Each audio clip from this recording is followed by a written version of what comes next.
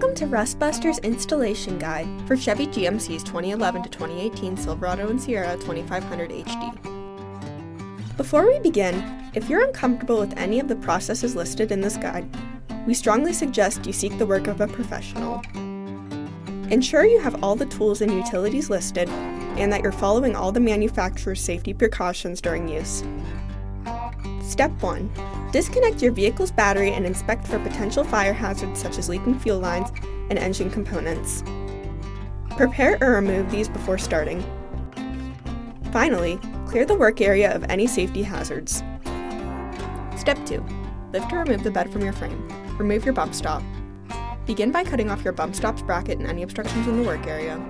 Then, hold your frame section up to the frame and mark off its coverage.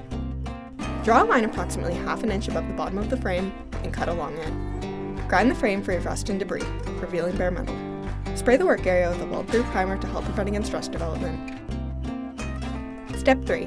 After prepping your frame for installation, take the overaxle frame section and remove the perforated plate on the back side.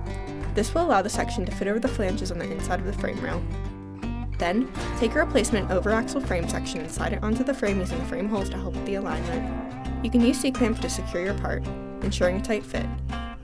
Following proper welding procedures, tack weld your overaxle frame section onto the frame before welding it on fully.